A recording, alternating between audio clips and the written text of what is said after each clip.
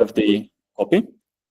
You want to select, in my opinion, these are one of the best free templates which you can use because they are being really simple. They are being really straightforward. They offer everything which you can imagine. Maybe even some of you has already met with them. But again, once you have the content, once you have your project, once you have the copy, once you have the images, this is the step where you want to actually think about how you can create your case study. And what I want to tell you guys, that I'm really not recommending of first picking up Framer, opening up your account, and then creating your case studies here. Because what's going to happen, you're going to spend a lot of time just figuring out how Framer works. And the reason why I love Framer, because in general, it's not complicated tool. It's the interface, as you're going to show it in just a second, is really similar to Figma. But still, there are some things which we're going to talk about today, which are, I would say, like difficulties when it comes to like editing a website. Just again, how did I get here? Basically, if you come back to the resources, hello. So if you come back to the resources, you can click these boxes. It's going to be different links. You can open up these links. It's basically the Framer template, sort of like the preview, which you can have, like who created it. Here is like a little bit of introduction. Here is the guy who was designing it. And here you can click on like either previewing it, seeing how it looks like in real life, or you can actually use it for free. And yeah, that's one of the huge benefits of Framer, that it's cost nothing, basically, until you don't want to publish your website on a domain. So basically, you want to hit use for free. You have to create an account. But once you created your account, you're going to land, it's not here, but here. Basically, it's the editor. And as you can see, it's already being really similar to Figma. On the left-hand side, you're going to have sort of the different pages and panels. In the middle, you have the canvas where you can edit your stuff. And just as much as in Figma, you can create new artboards. You can do whatever you want. Again, today, I'm not going to cover those topics. If you want to just learn about like how to build up something in Framer, that's also possible. But today, I would rather just focus on like once you have these templates, what you should look out for when you are creating and sort of like transferring your actual case study into Framer. So first things first, on the left-hand side, you're going to see the different pages, which is available on the in the stuff in the template, which the designer has created. You can also add new pages if you wanted to, but for now, let's just stick with the project because this is going to be the most important for us. So first things first, what is really awesome about Framer, that it's responsive. So for example, if I'm going to copy this section, then it's immediately being copied to the responsive versions as well. And also when I'm checking my work of like how it looks like, then I can also check it on the tablet and of course on mobile as well. And again, it's really awesome that I don't have to take care for like making it responsive because everything is taken care for. And that's why, again, it's a huge advantage of using a template because these things are already being done. You know, I don't have to take care for like making it for either a tablet or a phone. It's already being sorted. It's not my job anymore. So that's one thing. Another thing why I recommend using a template, because everything has been built out. And as I said, these templates, which I was handpicking for you guys, these templates having exactly the structure which I think is the most simple, most straightforward. And still, if you are using Framer templates, they offer a variety of animations already included in them. And as we know, we want to have nice animations inside our case study, because if you have nice animations, it's already being much more exciting to look at your case study. And this is also like, it's kind of maybe feels weird if I'm saying it out, but basically when we are talking about of like how you can stand out with your portfolio, that's why I'm pushing Framer so much, because Framer already gives everything given, already created. The animations already being handled. They are just so nice, so subtle. Let me just show it again. Like, you know, everything is just like swimming in really nicely. Also, if now you are thinking that, oh my God, what tools should I use? It's also being answered in the course as well. So there is like a section about like how to build your portfolio somewhere. But my general answer would be that if you are more proficient in like, let's say WordPress or Webflow or Squarespace or Wix or whatever, it's up to you what you are using. I'm just advising using Framer because it has really nice templates. It's free. But if you already learned how to create a website in something else, I would rather recommend picking that up. It was just a little bit of side note. So again, we have the pages here. What we can also do, like once, let's say it's going to call project 1. Once we have project 1, let's say we can create a new one if you have multiple case studies. And of course, we want to have multiple case studies in our case studies. This is going to be project 2 and project 3. And now I want to talk about the biggest, I would say, differentiating factor between different templates, because that's one thing that you can copy item by item. But what you're going to see that once you're going to click here to edit it, not like in Figma, where I just, casually would like click here and, oh my God, it's so nice, I can do whatever I want here. Yeah, with some templates, it's working like this. Unfortunately, with some other templates, it's not working like this. And this is called the CMS, Content Management System, which a lot of website builder tool uses and having it for making it easier for users to manage the content inside one website. Unfortunately, in our case, it means that if I'm going to click here twice, because let's say I want to edit this text, because I don't know, this is what I want to do. I can do that. Okay, wait, maybe I give me a second here. So there are some templates where the original designer who is creating the website themselves. So the original designer who is creating the designs, they are using a CMS. So in some portfolios, when you are editing the topic, Studio Contact Projects. Oh, sorry, I messed it up. Yeah, it's here. Okay. So now if I click here the project, you're already going to see that here's like free tokens or coins or some like icon like here, because it's suggesting me that this content is being put into a CMS. So basically what I want to do, if I click here, it's going to open up like a panel like here. What does that mean? So basically, if I just want to drag and drop items, I can put them together, but I cannot just like, randomly edit it all over the place. And this is, now we are getting to like a drawback of using templates in Framer, or basically it applies for any other website building tool ever. That especially if you are using templates, but even in like general cases, if you just want to work in a website builder, you're going to find a lot of limitations. So for example, when you are creating your here and you are figuring out like, oh my God, this is the type of layout which I want to showcase my application like this one. I want to have like a 3-column setup in this session, blah, blah, blah, blah, blah. Unfortunately, in a lot of cases, if it's maybe not going to be possible, because for example, now that let's say I want to edit this part, right? What's going to happen if I click inside the text, it's going to open up the content management system on the right-hand side, where basically I can edit the industry, the date. So basically it's already given of like what content can I edit inside the project itself. And if I edit it, boom, it's going to be refreshing. But not like in the previous page, you can see here on the side, like it has a different icon than this one, for example. And that's why like here, if I want to edit something, I can just click inside it and edit it like I would do it in Figma, right? It's just sort of like a free-flowing editing style.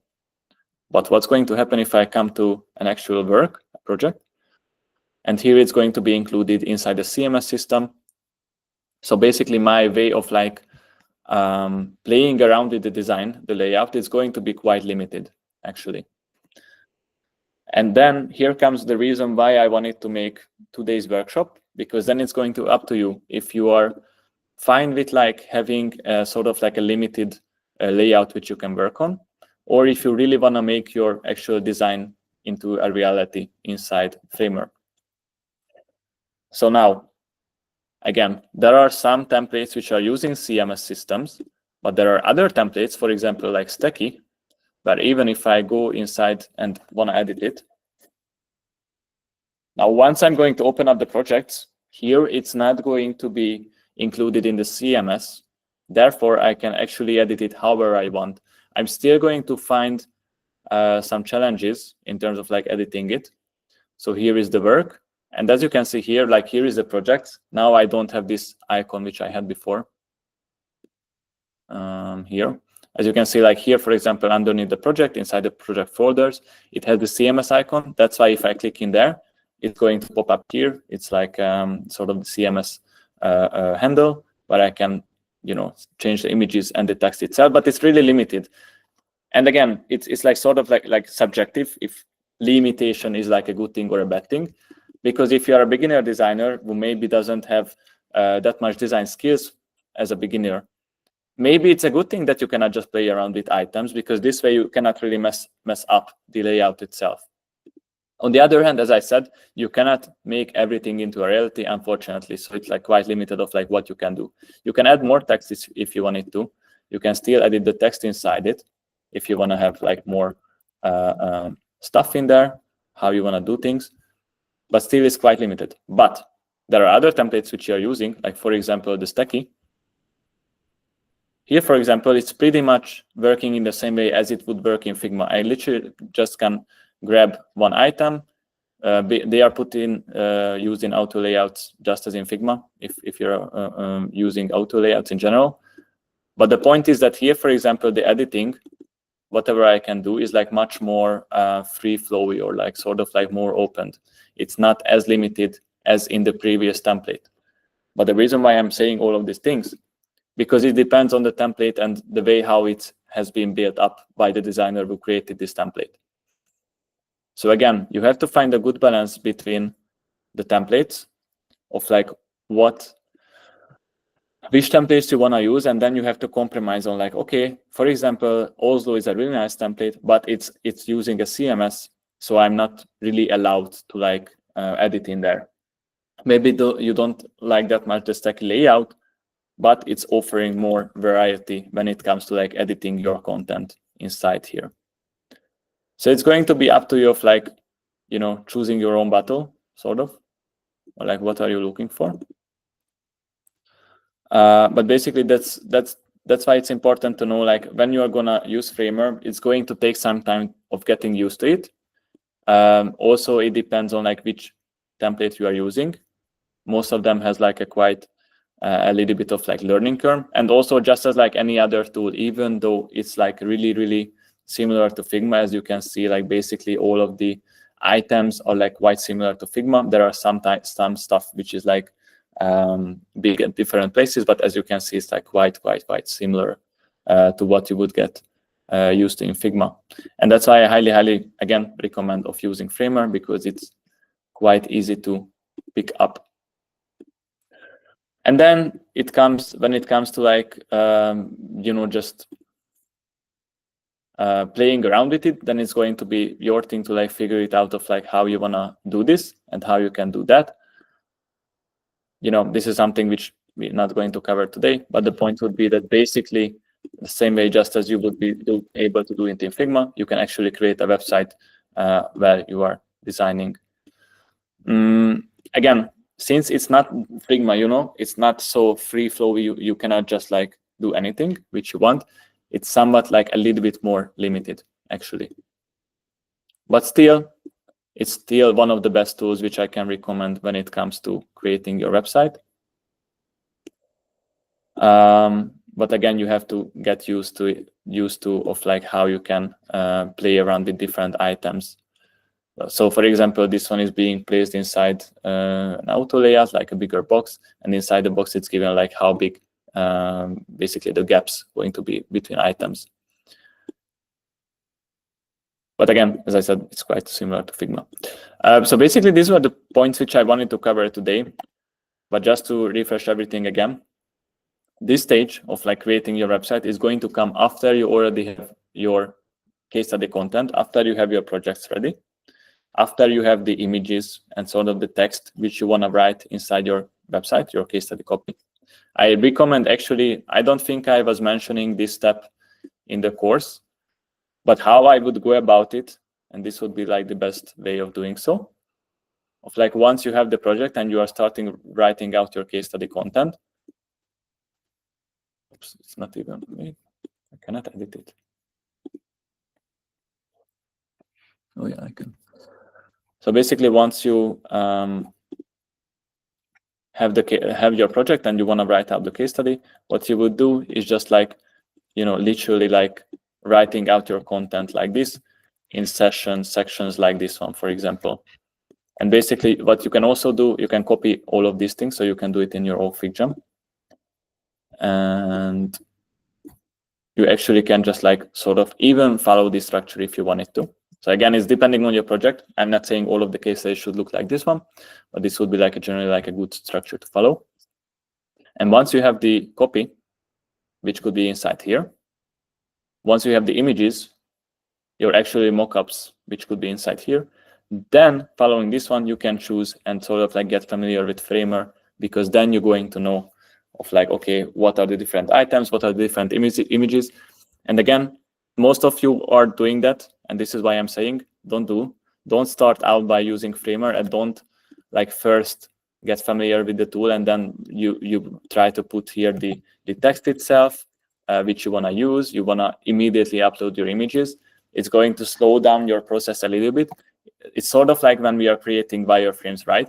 Creating wireframes in general is a useful action and useful tool, because when you're creating wireframes, you're not focusing so much on the UI design. You are not focusing on the colors, the imagery, the layouts that much. You are just focusing on having the flows and the content right. That's why we are creating wireframes, because at that stage, it's much easier to edit everything. It's much easier to decide and act on changes.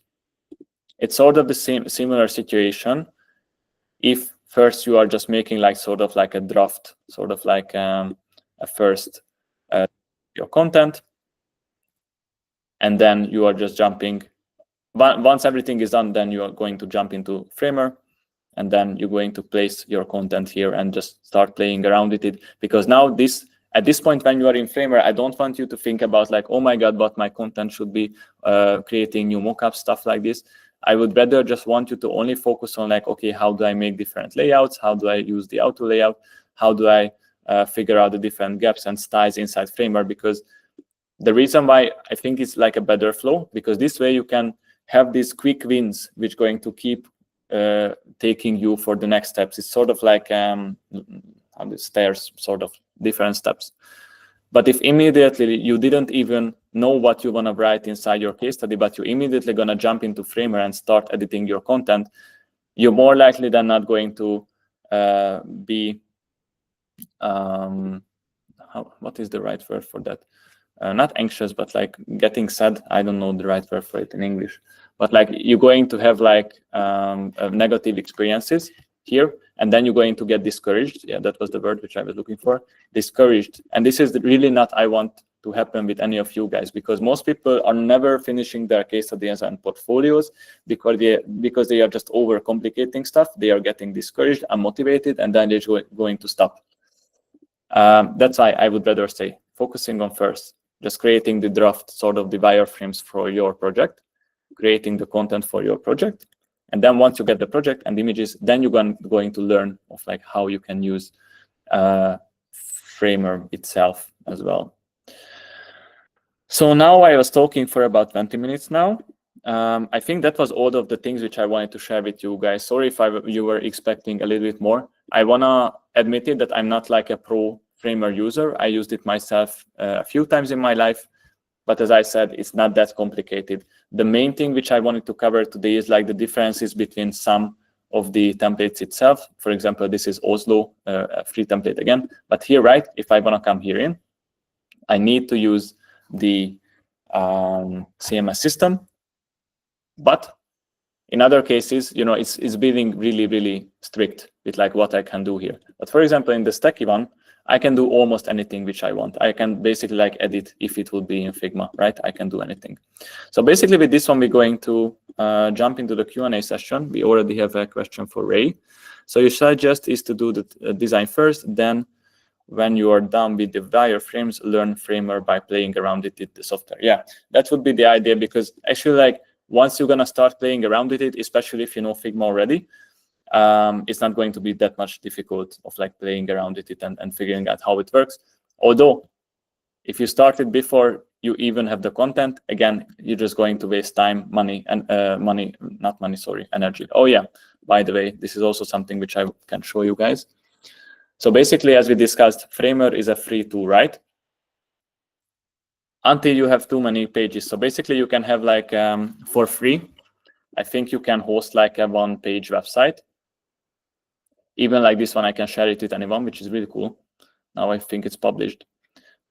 But the reason why you have to pay for it, if you want to add the domain. So the thing is that if you want to add the domain, then you're gonna need to pay, which is like, I would say, optional. So I wouldn't recommend you need it all the time. But if you want to be taken more seriously, then you're going to need to pay for Framer, and then you're going to need to purchase your domain name to another source. From another source, it's usually from server or host providers where you can purchase a domain name. Okay, and then once you have the domain name, why it's not going there? So once you go, I think we are. So once you're going to have the domain name, then you can attach it to Framer, but only you can do that. Only you can do that once you upgrade it. So here, for example, here is like, you can see, connect a domain of your own. You need to upgrade to do that, unfortunately. And then it's going to cost some money. But optimally, the flow, how you would do everything, basically you're going to pay, you're going to use the free version for everything, right? Figma is free, Framer is free, and once you feel like you have the final portfolio which you want to have, then you can start, or I would rather say I would advise start paying for Framer, because then you can attach your own unique domain name. Maybe I can also even show my own. So basically, I also built my stuff in Framer, but this is not what I want. How do I?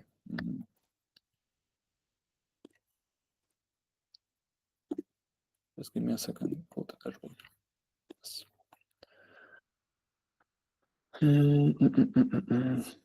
Give me a second here, guys. I should look for it. I think that's it, no? Yes. I just want to show you the domain setup of like how it looks like once you were paying for it. Dates. I think here. Okay. Oh. Yeah.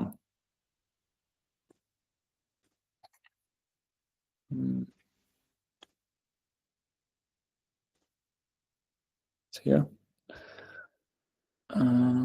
Staging plans, domains. Oh, here we are. Okay. So basically, in my situation, I had to go to my server provider. I was purchasing a domain on my own, right? You have to find like a domain name which is available. You're going to purchase it, and then Framer going to give you basically like free data which you have to go inside your server provider. It can be Hostinger, or I don't know what server providers are there. Cheap domains, or name that domain or something like this, whatever you are using. More or less, you're going to find where you have to place these free actions. You have to create like a new name server there, and then you actually have to paste in these values, and basically your server provider and the domain name which you bought there and Framer are going to be connected. And here you can see that in my situation it's being optimized. Sometimes it's going to take up a few days until it's being optimized so that they are connecting together. But basically that will be the flow of doing that.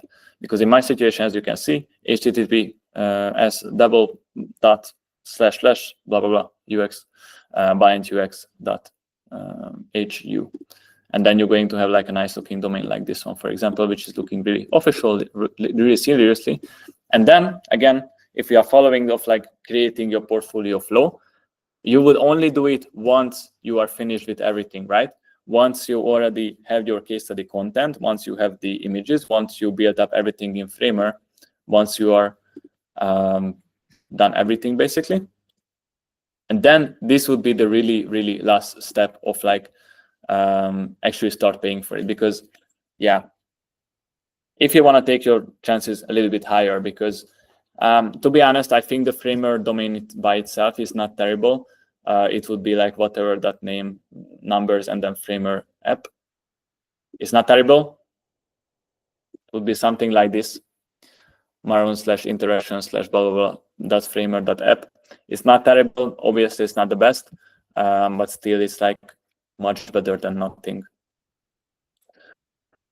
Again, question from Ray. Compare with Webflow or Framer is more relaxed with how many pages you're allowed to publish. I'm not sure about like how much pages is possible to publish in Webflow for free.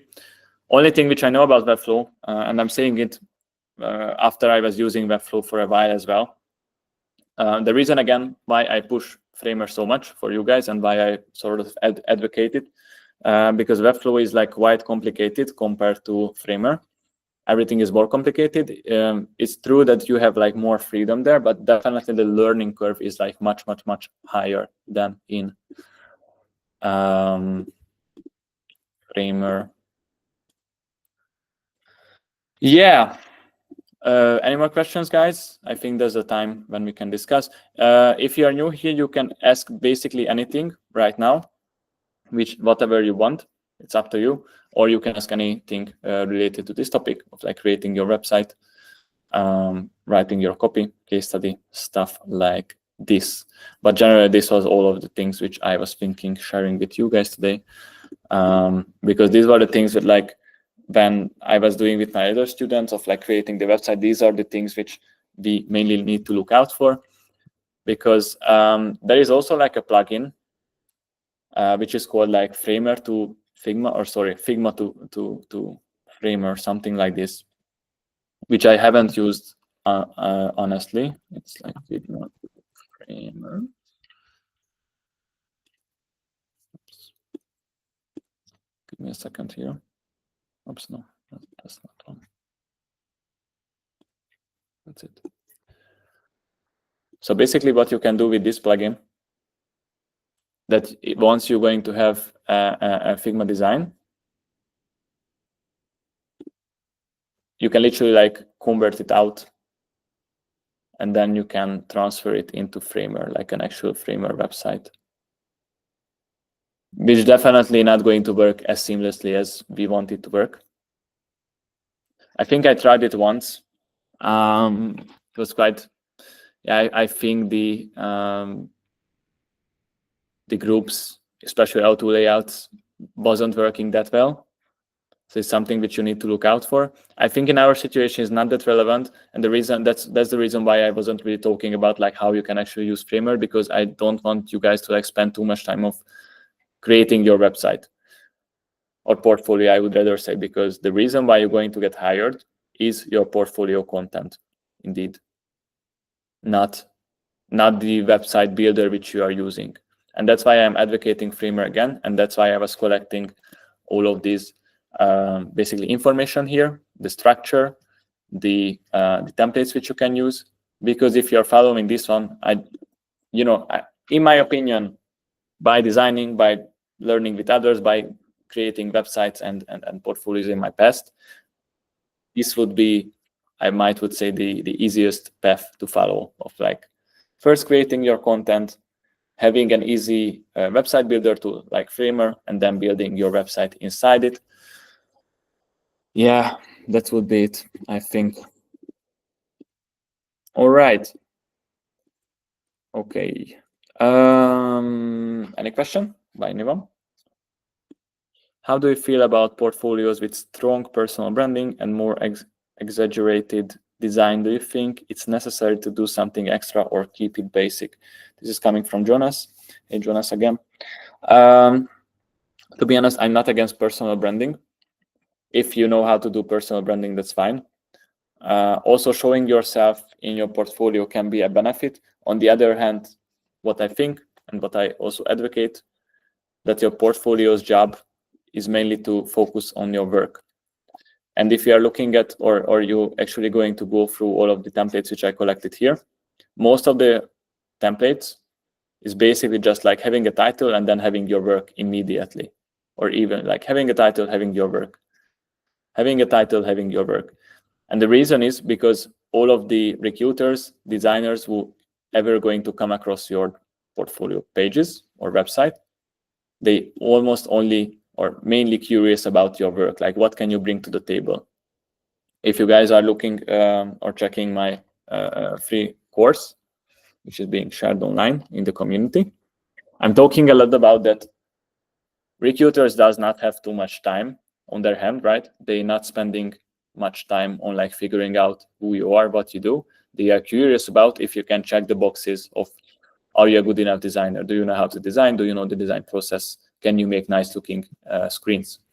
These are the boxes which they want to tick or like check out as fast as possible.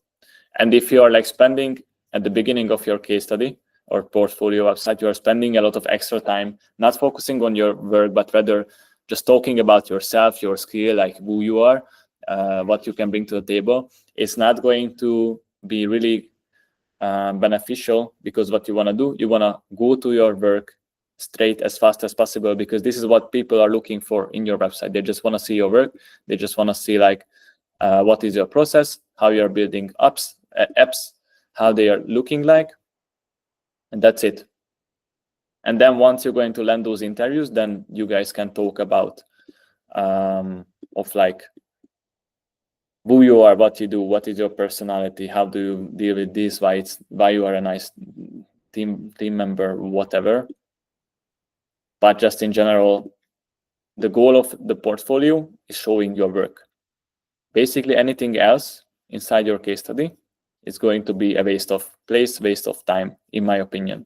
You can definitely do otherwise. So don't take everything literally or sort of like handedly, whatever I'm saying. There are always like exceptions, but like these were my sort of experiences, whichever has happened.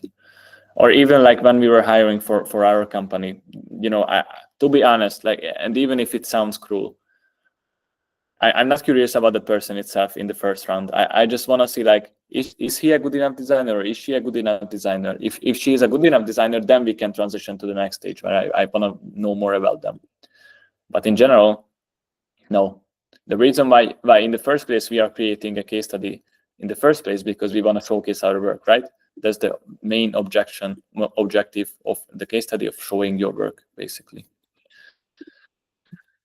Right. Any other question from anyone, guys? About anything? About the Christmas time? Probably during Christmas, I don't think I'm going to do these live calls, to be honest. I think it's quite okay. We're going to have like one more session here on the 17th. We're going to see. If guys, you have any topics which you want to learn more about, feel free to like write it to me or DM me, because then we can create like a dedicated time around it where we can cover a lot of things. For now, I think just generally talking about portfolios, I know for most of you guys, this is the biggest challenge of like creating your portfolio. That's why I'm having all of these materials here. All of these materials here.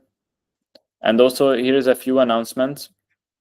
So basically, I added today the interview stage, where I'm talking more about of like what you can expect once you're going to land those interviews. You can just take a sneak peek into it if you wanted to. This is like sort of like what you can expect. Here, what are the different stages, what recruiters are going to say, think, how it's going to look like.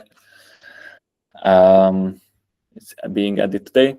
And in the coming weeks, I hope I'm going to finish the how to solve the take-home assignment section, and then how to negotiate a better salary. I think that's the only two other section which I'm going to add to this course.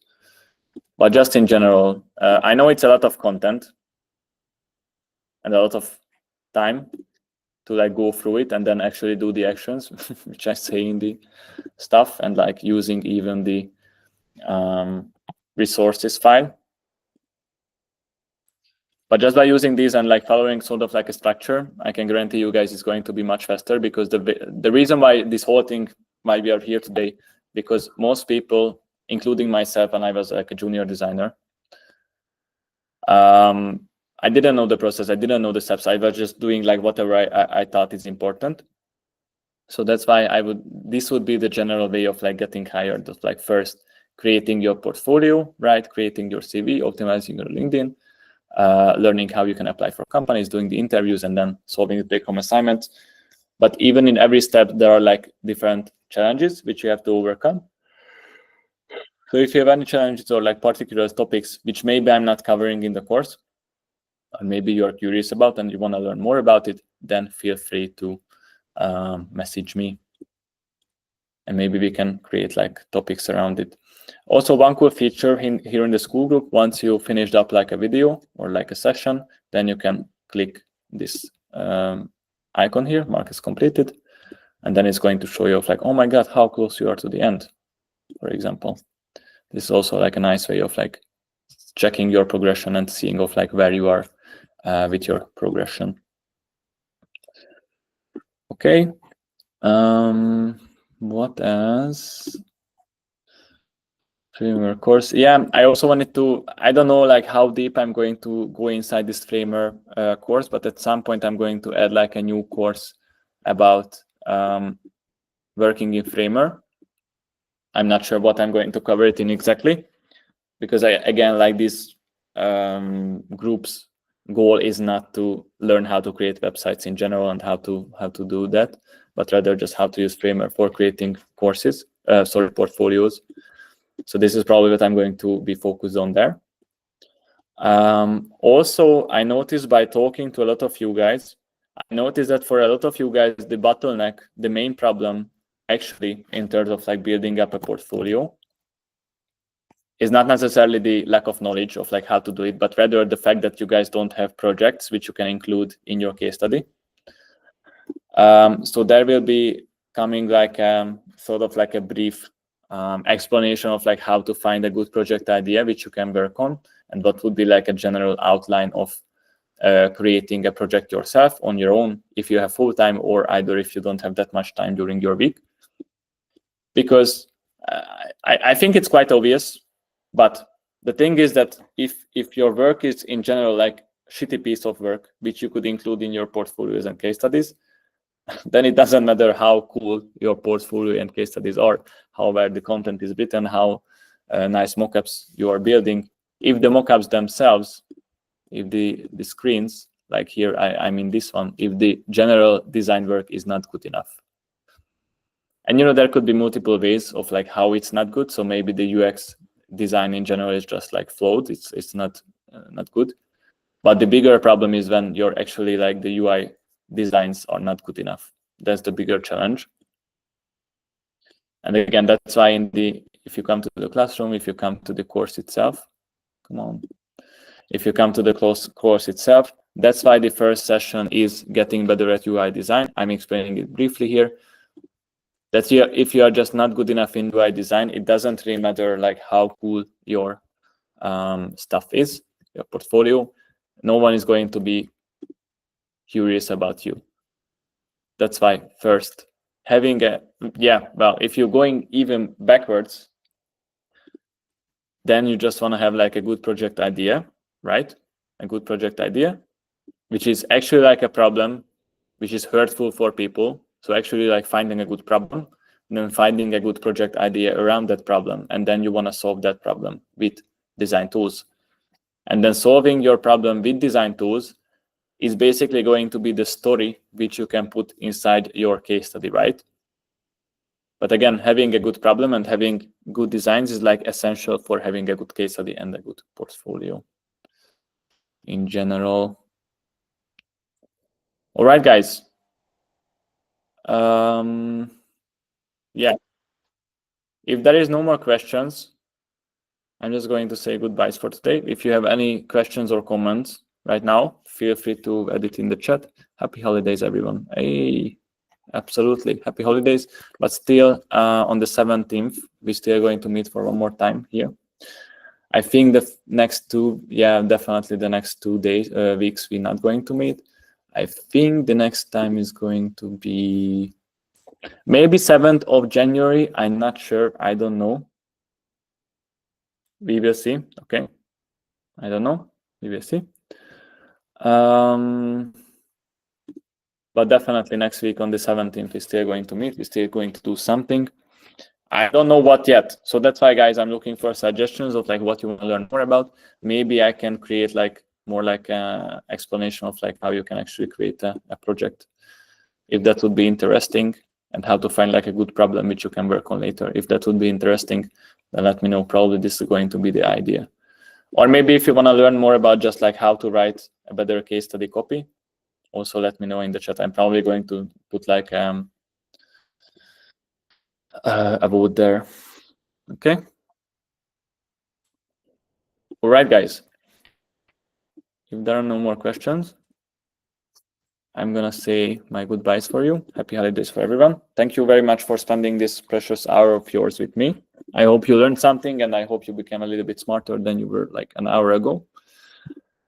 Again, if you have any questions, comments, feel free to ask it in the group. And also, guys, I just want to encourage you that once you're going to be inside the community, you can also ask, like, for example, here we have like a good example of like, actually you can put questions here, because maybe these questions are going to be useful for someone else as well. You know, there is like 360 person in the group already, which is awesome. But still, if you have any questions which you think maybe other people are having, feel free to ask it in the group, because more or less it's really likely that other people also have this problem, right? So this way we can help each other in the group. And also, if you see like any comments here, stuff, and if you feel like you know the answer, feel free to also comment on each other stuff as well. So thank you very much again for being here.